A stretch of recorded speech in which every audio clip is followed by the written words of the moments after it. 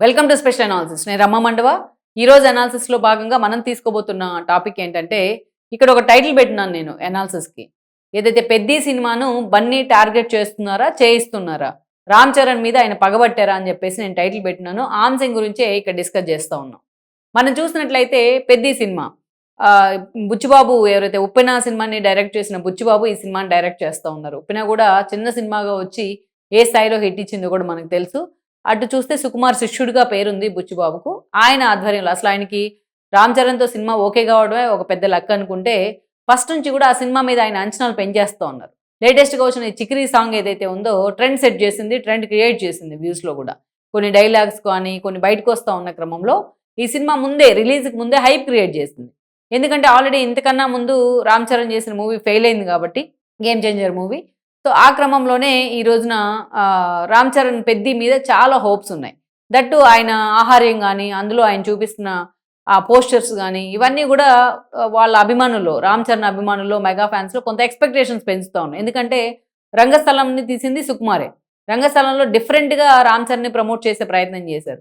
రామ్ చరణ్ సినిమాల్లో బిగ్గెస్ట్ హిట్లు ఇచ్చిన RRR కంటే, అదేవిధంగా మనం చూస్తే మగధీర లాంటి వాటి కంటే కొంత చాలా రియాలిటీకి దగ్గరగా రామ్ చరణ్ యాక్షన్ ఉంటుంది రంగస్థలంలో. అంత మంచిగా పెర్ఫామ్ చేయగలిగారు. అందుకే ఈరోజు ఇదే సేమ్ మోడ్‌లో ఈ సినిమా ఉంది. ఆయన శిష్యుడు కాబట్టి బుచ్చిబాబు అని చెప్పేసి అందరూ కూడా లెక్కలు కడతా ఉన్నారు. మెగా ఫ్యాన్స్ కూడా ఎంతో ఈగర్‌గా ఈ సినిమా కోసం వెయిట్ చేస్తా ఉన్నారు. సో ఈ సినిమా నుంచి ఏ చిన్న అప్డేట్ వచ్చినా అంత వైరల్ అవుతా ఉంది. అయితే ఈ సినిమా మీద చాలా సీరియస్‌గా బన్నీ టార్గెట్ చేస్తున్నారన్న ప్రచారం జరుగుతూ ఉంది.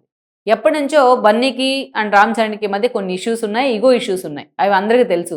ఎందుకంటే అటు చిరంజీవి ఒక గాడ్ ఫాదర్ ఎవరు లేకుండా కూడా చిరంజీవి ఇండస్ట్రీలో ఎస్టాబ్లిష్ అయిన విధానం గానీ, అల్లు రామలింగయ్య ఇంటికి అల్లుడైన తర్వాత కూడా ఆయన ఆ టెంపో కొనసాగించిన విధానం అందరికీ తెలుసు. ఒక సుప్రీం హీరో ఇమేజో లేకపోతే ఒక మెగాస్టార్ ఇమేజో ఆయనకి రాత్రి రాలేదు. అన్ని నిద్రలేని రాత్రుల కష్టం ఉంది. ఆయన డాన్స్‌లో చూపించే ఈజ్ గానీ, ఫైట్‌లో చూపించే గ్రేస్ గానీ, ఇవన్నీ కూడా చిరంజీవికి ఆ ఇమేజ్‌ని తీసుకొచ్చి పెట్టినాయి. అందుకే ఆయన మెగాస్టార్ అయ్యారు. సో ఆ మెగాస్టార్ నుంచి ఆ ఇమేజ్‌ని, ఆ లెగసీని కంటిన్యూ చేస్తూ అటు రామ్ చరణ్ గానీ, ఆ తర్వాత ఎంతోమంది ఇండస్ట్రీలోకి ఎంట్రీ ఇచ్చారు. ఈవెన్ అటు అల్లు రామలింగయ్య ఇంటికి అల్లుడైన తర్వాత అటు అల్లు అరవింద్‌తో కూడా బంధం స్ట్రాంగ్‌గా ఉండింది చిరంజీవికి. వాళ్ళిద్దరూ ఆయన ప్రొడ్యూసర్‌గా, ఈయన హీరోగా చేసిన సినిమాలు ఎన్నో ఉన్నాయి. ఇద్దరు కూడా చాలా కృష్ణార్జునుల్లాగా ఉండేవాళ్ళు. ఈవెన్ ఆయన ప్రజారాజ్యం పార్టీని ఎస్టాబ్లిష్ చేసినప్పుడు కూడా చిరంజీవి పార్టీని పూర్తి స్థాయిలో జనంలోకి తీసుకెళ్లే ప్రయత్నం చేస్తే, బ్యాక్ అండ్ పార్టీ నిర్ణయాల్లో అల్లు అరవింద్ లాంటి వాళ్ళు కీలక భాగస్వామ్యం అయ్యేవాళ్ళు. ఇక్కడ వచ్చిన ప్రాబ్లం ఏంటంటే, అటు రామ్ చరణ్ గానీ, ఇటు బన్నీ గానీ ఒకేసారి సినిమాల్లోకి ఎంట్రీ ఇచ్చారు. ఒకే ఏజ్ కొంచెం అటు ఇటుగా. సో ఈ క్రమంలో అటు పార్టీ మీద చిరంజీవి ఫోకస్ పెట్టిన పరిస్థితుల్లో, చరణ్‌కి వచ్చిన కొన్ని సినిమాలని అటు బన్నీతో చేయించారనే విమర్శ కూడా అటు ఉండేది స్టార్టింగ్‌లో. బట్ వాటిలో నిజం లేకపోయినా అట్లా విమర్శ వచ్చుండేది. ఇక చూస్తే 'చిరుత' లాంటి ఒక డెబ్యూ మూవీతో పూరి జగన్నాథ్ డైరెక్షన్‌లో రామ్ చరణ్ ఎంట్రీ ఇచ్చారు. అటు చూస్తే బన్నీ 'గంగోత్రి' మూవీతో రాఘవేంద్రరావు ఆయన్ని డెబ్యూ హీరోగా ఇంట్రడ్యూస్ చేశారు. దెన్ ఇద్దరు కూడా అప్పుడుతో పోలిస్తే ఈ సుదీర్ఘ కాలంలో ఈ 20 ఇయర్స్‌లో వాళ్ళు ఇద్దరు చాలా ఎవల్యూట్ అయ్యారు. ఒక 'చిరుత' సినిమా నుంచి ఈరోజు 'RRR' మూవీ దాకా రామ్ చరణ్ ఈరోజు గ్లోబల్ స్టార్‌గా ఎదిగారు. ఎంతో ఎవల్యూట్ అయ్యారు ఆయన. ఆయన యాక్షన్‌లో గానీ, ఆయన గ్రేస్‌లో గానీ మనం చూస్తా ఉన్నాం.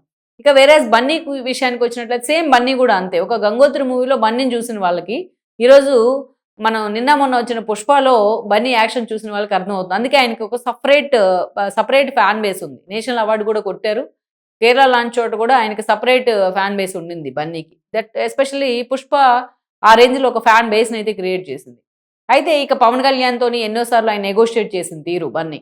నేను ఆయనకి జిందాబాద్ కొట్టమంటే నేను కొట్టను బ్రదర్ అనటం గాని, పవన్ కళ్యాణ్ జగన్మోహన్ రెడ్డిని పాతాళానికి తొక్కేయాలంటే ఈయన పోయి శిల్పారావుకి వెళ్లి మద్దతు ఇవ్వడం, ఆయన తరపున ప్రచారం చేయడం గాని నంద్యాలలో. ఇలాంటివి చాలా వచ్చినాయి.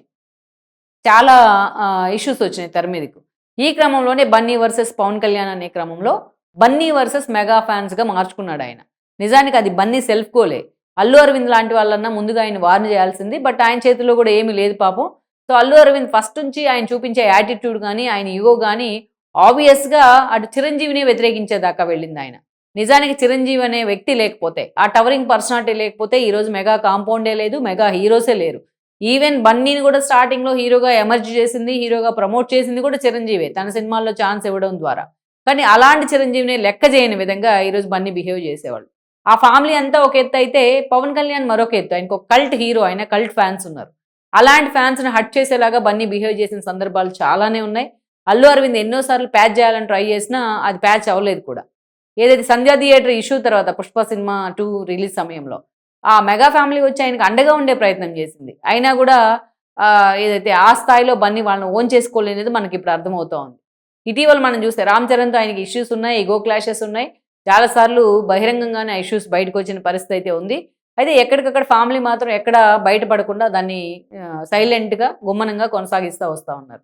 అయితే రీసెంట్గా మనం చూసాం కూడా పెద్ది సినిమాకి సంబంధించి చికిరి చికిరి సాంగ్ కావచ్చు, ఇక్కడ జానీ మాస్టర్ని పెట్టుకున్నారు ఆ మూవీ సాంగ్ కోసం.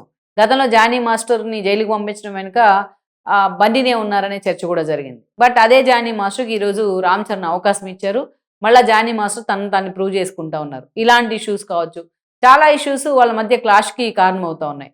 ఎందుకు ఈరోజు పెద్ది వెనుక బన్నీ ఉన్నారనే ప్రచారం జరుగుతుందంటే, గేమ్ చేంజర్ సినిమా డిజాస్టర్ అయినప్పుడు కూడా అటు బన్నీ తన ఫ్యాన్స్కి తన ఫ్రెండ్స్కి పార్టీ ఇచ్చారనే చర్చ కూడా ఉంది. ఈరోజు బన్నీ తను సపరేట్గా ఒక ఫ్యాన్ బేస్ అభిమాన సంఘాలను ఆయన ఏర్పాటు చేసుకోవడం మీద కూడా ఒక విపరీతమైన విమర్శ వచ్చింది. సో ఓవరాల్గా ఈరోజు ఎందుకంటే ఇప్పటికే ఆ సాంగ్ హిట్ అవ్వడం కానీ, పూర్తి స్థాయిలో వైరల్ అవటం కానీ, పెద్దికి సంబంధించిన పోస్టర్స్ రామ్ చరణ్ మీద అంచనా పెంచుతున్న పరిస్థితుల్లో కావాలనే హీరో శివాజీ ఇష్యూలోకి ఈరోజు చికిరీ సాంగ్ను లాక్కొచ్చారు. దాన్ని ఆ పెద్ది సినిమా పూర్తి స్థాయిలో గేమ్ చేంజర్ లాగా మరో గేమ్ చేంజర్ అవుతుందని నెగిటివ్ క్యాంపెయిన్ చేయిస్తూ ఉన్నారని చర్చ జరుగుతోంది. అందరూ కూడా బన్నీ పేరు చెప్పడానికి చాలామంది ఇష్టపడకపోయినా ఈ టోటల్ ఎపిసోడ్ వెనుక బన్నీనే ఉన్నారు, బన్నీ కావాలని తన టీంతో ఇలాగ చేయిస్తున్నారని కూడా చర్చ జరుగుతూ ఉంది. ఇప్పటికైనా అటు అల్లు అరవింద్ కానీ ఇటు మెగాస్టార్ లాంటి వాళ్ళు ఇలాంటి ఇష్యూని కట్టడి చేసే ప్రయత్నం చేయాలి. ఎందుకంటే ఫ్యాన్స్ మధ్య వారులాగా మారుతోంది. వాళ్ళిద్దరూ కూర్చొని మా మధ్య ఎలాంటివి లేవు, అటు బన్నీ కూడా రామ్ చరణ్ కూడా ఒకే ఫ్రేమ్లో ఒకసారి కనిపిస్తే ఇలాంటి ఇష్యూలకు వాళ్ళు ఫుల్ స్టాప్ పెట్టే అవకాశం ఉంటుంది. లేకపోతే ఇవి స్పెక్యులేషన్సా, ఇవి నిజమా అని నమ్మలేని పరిస్థితుల్లో ఫ్యాన్స్ కొట్టుమిట్టాడుతూ ఉంటారు. ఎందుకంటే అంత సపరేట్ ఫ్యాన్ బేస్ ఉంది కాబట్టి మెగా ఫ్యామిలీకి. సో అల్లు అరవింద్ ఇట్లాంటి విషయాల్లో తన కొనుక్కుడు కంట్రోల్ చేయాల్సిన అవసరం అయితే ఎంతైనా ఉంది. సో అందుకే ఇక్కడ రామ్ చరణ్ వర్సెస్ బన్నీ అనే ఇష్యూలో ఈరోజు పెద్ది మీద నెగిటివ్ క్యాంపెయిన్ అయితే జరుగుతూ ఉందని చెప్తా ఉన్నారు. లెట్స్ ఈ విషయంలో ఇంకెన్ని లీడ్స్ బయటకు వచ్చే ప్రయత్నం జరుగుతుంది. ఇప్పటికైనా మెగా ఫ్యాన్స్ ఇలాంటి ఇష్యూల మీద ఫోకస్ పెడతాం ఆపి పూర్తి స్థాయిలో వాళ్ళని బుజ్జగించేలాగా అటు చిరంజీవి లాంటి వాళ్ళు కానీ, అల్లు అరవింద్ లాంటి కానీ ఇలాంటి ఇష్యూల మీద ఫోకస్ పెడితే ఇన్షూర్ తీసుకుంటే చాలా బాగుంటుంది.